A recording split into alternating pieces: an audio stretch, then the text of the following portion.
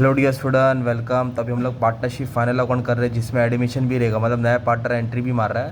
तो ये वाला सम कैसे सॉल्व करना है, कैसे आएगा, यूनिवर्सिटी एग्जाम को भी आएगा, 12th वाले को भी आता है, कैसे भी किसको भी आएगा। ओके, तो दो पार्टनर है, सेंट्रल और वेस्टर्न, और नया पार्टनर कौन आ रहा है, हर बार। तो आपको क्या करना पड़ेगा, 3 कॉलम बनाना पड़ेगा। आप लोग 2 बनाते हैं ना, तो 3 बनाना पड़ेगा, सेंट्रल वेस्टर्न हर बार।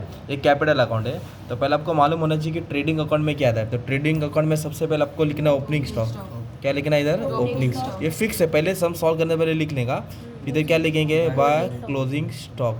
इधर लिखने का परचेस, क्या लिखने का, परचेस। इधर क्या लिखने का, बाय सेल्स।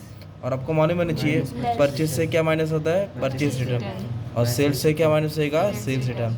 सम सॉल्व करने से पहले लिख देने का। कैपिटल अकाउंट है तो कैपिटल का बैलेंस किधर आता है, क्रेडिट में। तो कैपिटल को कैसे लिखेंगे, ब्रॉट डाउन, और ड्राइंग को टू ड्राइंग। ये हो गया तुम्हारा बेसिक। और ट्रेडिंग में फैक्ट्री का आएगा, प्रॉफिट एंड लॉस में ऑफिस आएगा। बैलेंस शीट बोले तो लायबिलिटीज खर्चा होता है, और एसेट्स प्रॉपर्टी। क्योंकि कोई बच्चा देखने वाला बेसिक रहेगा ना, इसलिए एक बार तो बेसिक बताना ही पड़ता है ना। अब शुरुआत कैसे करने का, पहले एडजस्टमेंट टिक मार्क करने का। क्लोजिंग स्टॉक को टिक मार्क नहीं करते, गुड्स को भी टिक मार्क नहीं करते। राइट ऑफ मतलब डेप्रिसिएशन होता है, पैटेंट्स। तो पैटेंट्स तुम्हारा एसेट्स होता है, उसको अपने को निशान बनाने के टिक मार्क करना है। ओके, एक एडजस्टमेंट इधर है। फिर बोला आरडीडी डेटर्स, इस पर एडजस्टमेंट आता ही है, तो डेटर्स पे मैं मार्क कर दिया, ठीक है। फिर बोला बिल्डिंग, बिल्डिंग पे 10%, तो जिधर भी बिल्डिंग उधर निशान बना दिया। ओके, अब शुरुआत पहले डेबिट साइड से करेंगे। कहाँ से करेंगे, डेबिट साइड। तो पहले दिया ड्राइंग, तो ड्राइंग हमेशा डेबिट में आएगा, पर किसके डेबिट में आएगा, कैपिटल के। तो कैसे लिखेंगे, टू ड्राइंग। कितना है, सेंट्रल वेस्टर्न 48 42, तो इधर आएगा 48,000, इधर आएगा 42। ड्राइंग डेबिट में आता है, D for debit, D for drawing, capital credit में आता है। फिर इसके बाद बोला है परचेस। इधर ड्राइंग हर बार का भी दिया है, किसका भी दिया है, छुपा के लिखे हैं, तो प्रिंटिंग थोड़ा क्वेश्चन देखना पड़ेगा बच्चा, ठीक है। तीनों का ड्राइंग था। परचेस है ना, तो तुरंत देखने का परचेस रिटर्न दिया है कि नहीं। परचेस है तो क्या देखने का, परचेस रिटर्न है कि नहीं। हाँ, परचेस भी और परचेस रिटर्न। तो परचेस कौन सा अकाउंट में आएगा, ट्रेडिंग, और कौन सा साइड में आएगा, डेबिट साइड। तो परचेस का अमाउंट दिया है 19,95,000, 19,95,000, और परचेस रिटर्न कितना दिया है, 3180, 3180 मतलब 31,800। अब इन दोनों को क्या कर देंगे, माइनस कर देंगे, तो 19,63,200 आ जाएगा। ये हो गया परचेस से। परचेस रिटर्न हमेशा माइनस करना है, सेम सेल्स वाला भी। अभी इधर बोला सेल्स रिटर्न, क्या बोला है, तो सेल्स रिटर्न तो सेल्स से माइनस होएगा ना। तो जब मैं सेल्स लिखूंगा तो सेल्स से सेल्स रिटर्न माइनस कर दूंगा। फिर बोला डेटर्स, डेटर्स का मतलब कस्टमर से होता है, और कस्टमर से पैसा आता है, तो इसलिए आपका क्या रहेगा, वो एसेट्स। तो डेटर्स का अमाउंट कितना दिया, 4,83,000, कितना दिया, तो इधर लिखेंगे डेटर्स 4,83,000। अंदर क्यों लिखा, क्योंकि एडजस्टमेंट है।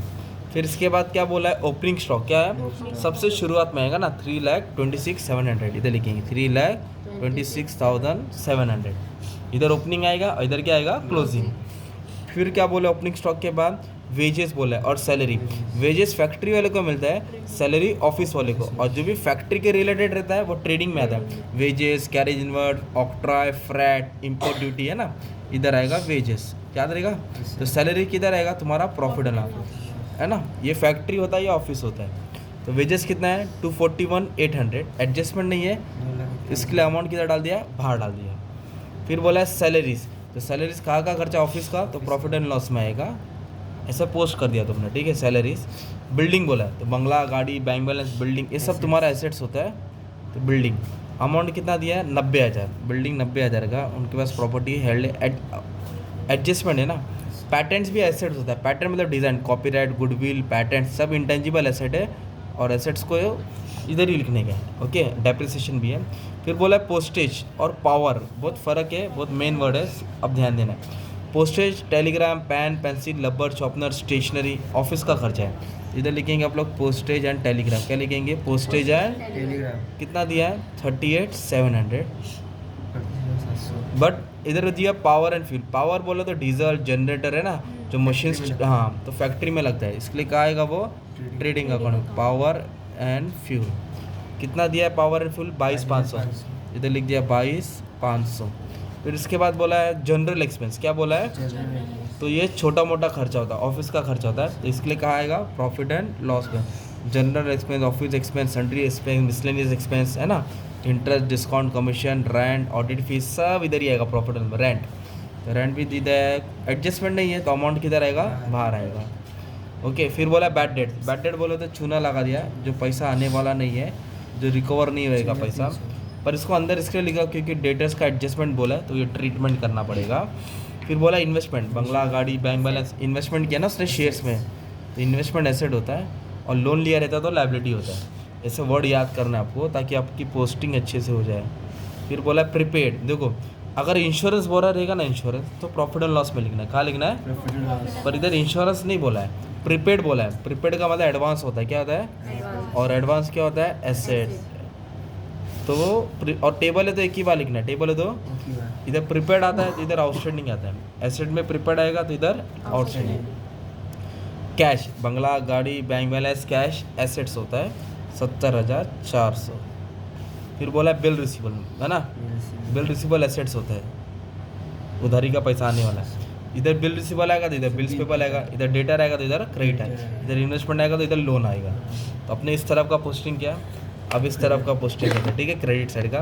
देखो पेबल बोला है, पेबल बोले तो लायबिलिटी होता है, आउटस्टैंडिंग बोला भी तो लायबिलिटी, तो इधर आएगा, इधर लिखेंगे रेंट पेबल और आउटस्टैंडिंग वेजेस, क्या लिखेंगे, ये सब कर्जा होता है, ठीक है। 11,32,400 है ना। फिर क्या बोला, सेल्स, क्या बोला है, अगर परचेज डेबिट में आता है तो सेल किधर रहेगा, क्रेडिट में। 31,68 दिया है, उसमें तो 48 माइनस कर देंगे तो 31,20,000, 31,20,000, ओके। फिर बाद में बोला है परचेस रिटर्न, तो ये तो पहले ही माइनस कर दिया ना।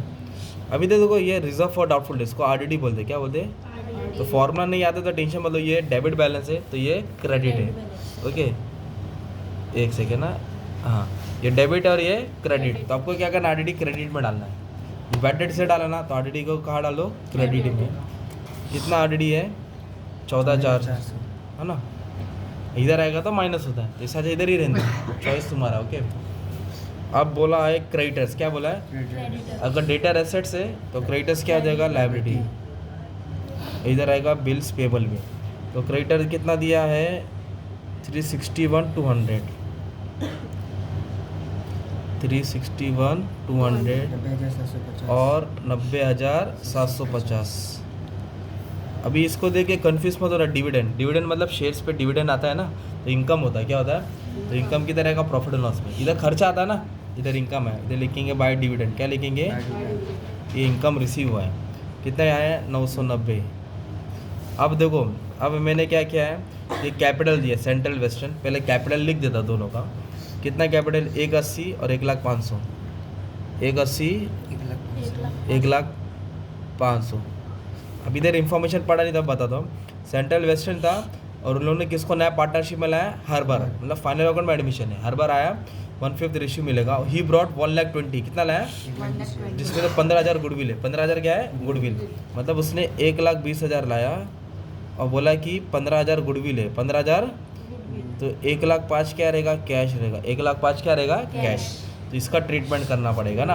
तो अभी किसको कैसे ट्रीटमेंट करेंगे मालूम है क्या, सबसे पहले क्या करना है मालूम है अपने को, इधर लिखना है, जो नया पार्टनर है उधर कैपिटल इधर मत लिखो, नया पार्टनर 2 मिठाई का डब्बा लाया, कैश लाया और गुडविल लाया, टोटल कितना रुपया लाया, इधर दिया 1,20,000 है ना, ये नहीं लिखना है, इधर दिया, जिसमें तो 15,000 गुडविल है, 15,000 क्या है, और कैश कितना है, 1,05,000, तो कैश की जगह पे इधर 1,05,000 डालेंगे, कैश की जगह कितना डालेंगे, 1,05,000, और जो 15,000 गुडविल है ना उसको रेशियो में बांटना पड़ेगा, ओल्ड रेशियो 3:2 दिया, कितना दिया है, तो 3 और 2 कितना होता है, 5 है ना, तो 3,000 रहेगा, 3 3 9 और 3 2 6, ऐसा था।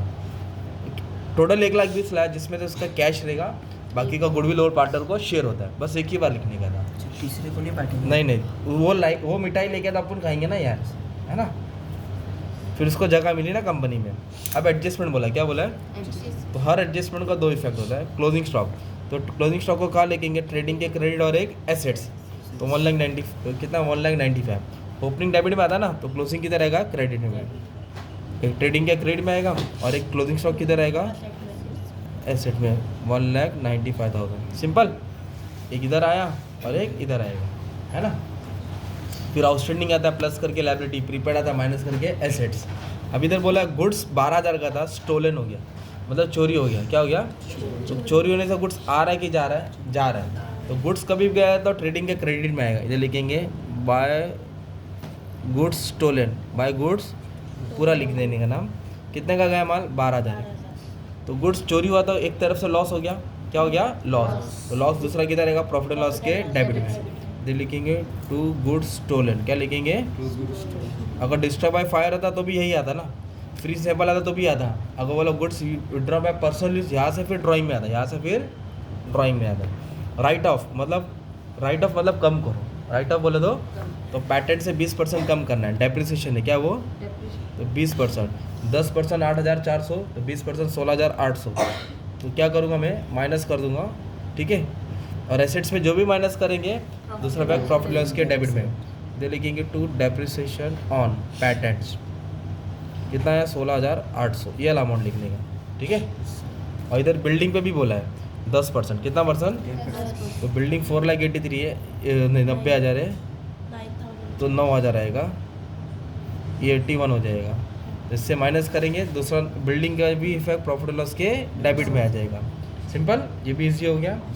अब उसके बाद क्या बोला मालूम है क्या, डेटर्स पे आरडीडी है, डाउट है, कितना डाउट बोला मालूम है डेटर्स पे 5%, कितना बोला है 5%, क्या चूना लग गया, क्या लग गया मतलब पैसा आने वाला नहीं, तो फिर इधर लिखेंगे माइनस, आरडीडी हमेशा माइनस होता है क्योंकि डाउट है ना यार, तो 4,83,000 पे कितना परसेंट डाउट है 5%, तो इसके बाद 5% निकालेंगे तो अपने को आएगा 24,150, 24 तो ये आएगा 458,850, एसेट में क्या किया माइनस, तो इधर ऑलरेडी बैड डेट्स है तो इधर ऐड कर देंगे ना, इधर लिखेंगे प्लस न्यू आरडीडी लिखेंगे, कितना अमाउंट है 24,150, 24,150, 0 आएगा 5 आएगा 4 आएगा 10 हो के 30,400, ऐसा जो भी होगा, और कोई एडजस्टमेंट बोला नहीं है। आउटस्टैंडिंग प्लस करेंगे, प्रीपेड माइनस करेंगे, फिर इसको आप लोग क्या करेंगे बैलेंस करेंगे, तो ये टोटल से टोटल माइनस करेंगे तो आपको ग्रॉस प्रॉफिट मिलेगा, क्या मिलेगा, तो ग्रॉस प्रॉफिट कैरिड ऑन लिखेंगे, तो ये टोटल ज़्यादा है,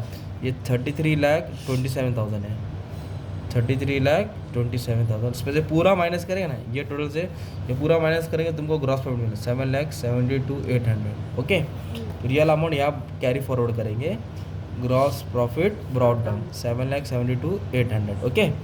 फिर इसको बैलेंस करेंगे ना आपको नेट प्रॉफिट मिलेगा, क्या मिलेगा, तो वो नेट प्रॉफिट आपको बांटना पड़ेगा पार्टनर में, किस में बांटना पड़ेगा, सेंट्रल और हर्बन में बांटना पड़ेगा, ओल्ड पार्टनर में बांटना पड़ेगा, सेंट्रल और वेस्टर्न में ना, तो ऐसा सॉल्व करना पड़ेगा। ये देखो ये टोटल है 797, ये है कुछ 2 लाख, तो 7 लाख में 2 लाख गया तो 5 लाख आया, ये 5 लाख को 3:2 में बांटा, 3:1 तीनों में बांटना, सॉरी 3:1, तो 3:2:1, ये डेबिट से किधर आएगा क्रेडिट में, ये जो भी बैलेंस है इधर आएगा, फिर इसको बैलेंस करेंगे, लिखेंगे बैलेंस कैरिड ऑन, क्या लिखेंगे वो बैलेंस शीट में ट्रांसफर करेंगे, क्या ट्रांसफर करेंगे, फिर तुम्हारा बैलेंस शीट टैली हो जाएगा, क्या हो जाएगा, इस तरह पोस्टिंग करना है, सॉल्व करना है, ठीक है। Thank you very much and all the best for exam.